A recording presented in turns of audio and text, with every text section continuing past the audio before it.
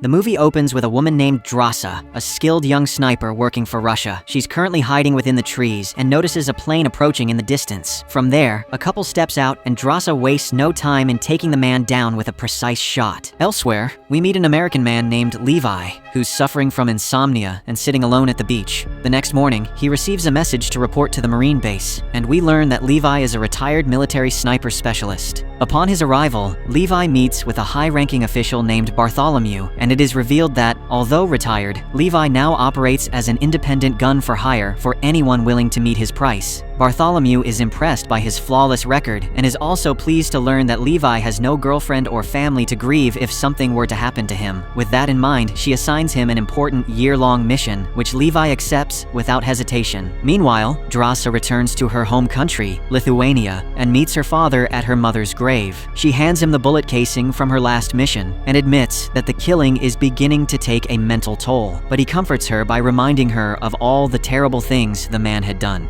Drasa then says she's been called back from Russia for a year-long mission, while her father reveals that his cancer has progressed and is incurable. He has decided to take his own life on Valentine's Day so that he can finally rest beside his late wife, which devastates Drasa. The scene then cuts to September, where Levi wakes up on an aircraft and is instructed to leave his watch, phone, and ID behind before landing at an unknown location. A soldier informs him that upon landing, he must travel 38 kilometers north, where he will meet someone the following morning. Levi then dons a parachute and jumps into an unfamiliar area, which turns out to be dense woods. He walks for several hours, climbing mountains, and eventually sets up camp for the night. The next morning, Levi finally meets a man named JD, who turns out to be his predecessor and has been living in this isolation for a year. Even JD has no idea where they are, and he shows Levi his new home, the West Observation Tower, which is equipped with everything he'll need to survive. Across a gorge, Levi can see the East Tower, where there will be another guard placed by Russians, but he won't be allowed to communicate with them. JD explains that the job is to watch and take care of his assigned side of the gorge, patrol the western edge, and check the fences, cloakers, and suspended mines. A cloaker is a device placed every kilometer along the edge that hides the gorge from satellites. The armory outside the tower has weapons and ammo to restock if needed. A radio check is required every 30 days as part of a monthly check-in, but there is no other contact with the outside world. There's a panic button for emergencies, which triggers a failsafe called Stray Dog, but JD doesn't actually know what Stray Dog does. Upon hearing this, a confused Levi asks exactly what he's guarding, so JD explains he needs to prevent what's inside the gorge from getting out. He then throws a bomb into the gorge, and after the explosion, a piercing scream emerges from the depths, which shocks Levi. JD explains that these creatures are called Hollow Men, and no one knows what these things are. In the 1940s, 2,400 men went down to explore it, but none of them came out, and that's why monitoring the gorge is so important. He also reveals that this site is so confidential that not even the presidents of each side know of its existence. The next day, JD says goodbye and leaves, while Levi begins his solitary routine. JD soon arrives at a mountain, where a helicopter comes to pick him up. He is very excited to think that he's finally returning home after a year, but in a shocking twist, a soldier suddenly shoots him dead before throwing his body into the void. Shortly after, Bartholomew receives a call informing her that the rotation has been completed and JD is dead, which relieves her. The scene then cuts to October, where we see Levi checking the mines and camouflage of the area before reporting them to his superiors. One day, while exploring the place, he discovers messages written on the wall behind a bookcase by his predecessors.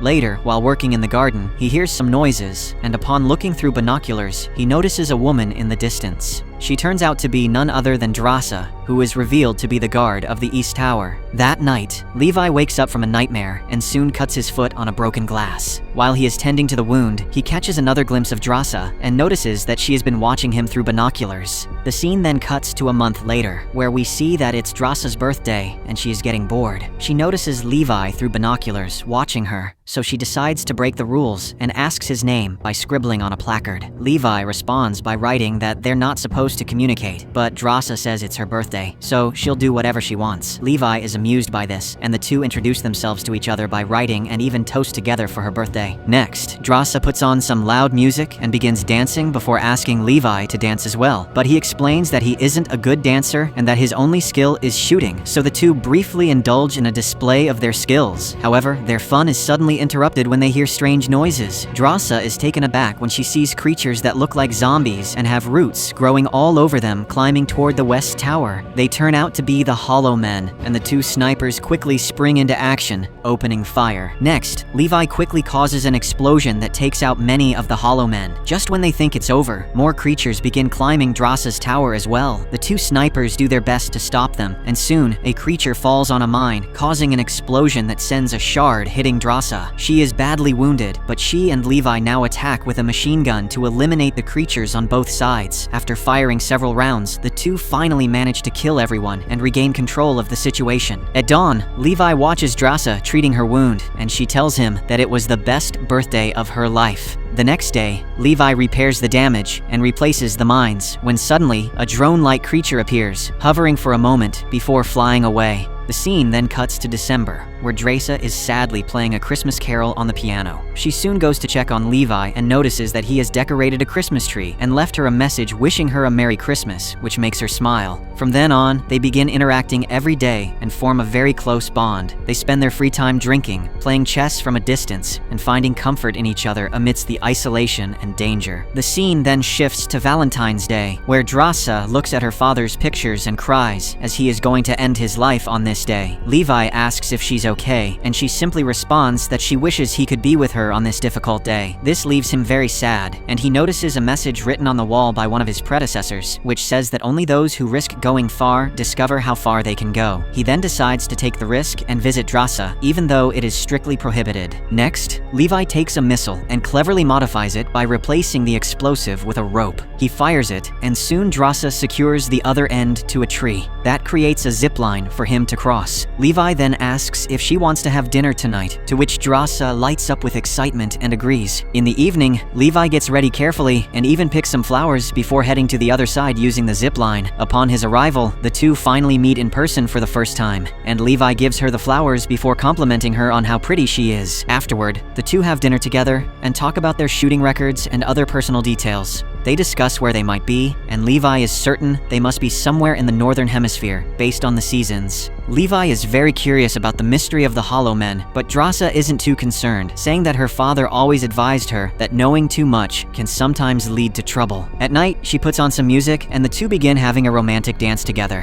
One thing leads to another, and the two begin kissing and end up making love. Afterward, they get to know each other better, and Levi reveals he writes poems and has written one for her. Drossa insists that he recite it, but he refuses, saying it's not complete. The next morning, Levi gets ready to return to his tower, and the two share a goodbye kiss. However, as Levi crosses the gorge on the zip line, some of the Hollow Men begin climbing the west tower, triggering the perimeter bombs. The resulting explosion cuts the rope, sending Levi plummeting into the gorge. Upon seeing this, a horrified Drossa quickly prepares herself with a parachute and weapons and jumps after him to rescue him. Meanwhile, we get the first glimpse of the gorge, which is a desolate amber landscape blanketed in fog. We then see Levi, who has lost consciousness and is trapped in the branches of a tree. A giant centipede-like creature is about to attack him when Levi regains consciousness and shoots it, but he soon falls into a sticky red substance, which begins to swallow him. Just then, Drossa arrives and shoots the bizarre creature, finally saving Levi. However, the two don't even have time to speak, as two Hollow Men arrive on horseback and begin attacking them. They fight together and manage to kill one of them, but another Hollow Man escapes. The duo checks the body of the collapsed Hollow Man and is shocked to see that it is wearing a military uniform from the 1940s, meaning that they have been living here for decades. Next, the two move forward to find their way out of the gorge, and as they walk around, they are alerted by a noise. They follow the sound and soon arrive inside a small church where there are human skeletons. Levi finds cyanide on one of the corpses and realizes that these people deliberately took their lives. Suddenly, they are attacked by huge, mutated spider-like creatures, which horrifies them. Some Hollow Men also arrive outside, so the duo quickly fights the creatures using a grenade and runs away from there. Shortly after, they arrive at the wall of the gorge and see an old door, so they decide to enter. Everything is dark, but with their flashlights, they manage to reach an abandoned laboratory. As they look around, they find an old generator and a videotape. They turn the power on and watch the tape, where a scientist explains that a collaboration between the East and West during the final years of W. Wutwand developed a biochemically destructive missile. An earthquake later damaged the missiles and released a dangerous chemical into the air. It caused human DNA to combine with plants, animals, and even insects, which explains why soldiers transformed into mutated trees. She explains that exposure for too long in the gorge can infect them, but mutations begin within 5 days. The scientist then shows branches growing from her stomach and ends the video, horrifying the duo. Next, Levi heads to a different room where he checks an old computer and realizes that they are not hired by the government but by a private corporation called Dark Lake. It turns out that Dark Lake is responsible for keeping the gorge hidden from the outside world and studying it with the hopes of creating their own version of super soldiers. Levi also finds an explanation for the stray dog protocol, which turns out to be a self-destruct bomb to destroy the gorge with a radiation radius of 4.2 kilometers of thermal exposure. After this, the two return to the door and prepare to fight, knowing the contamination will affect them and they can't stay long.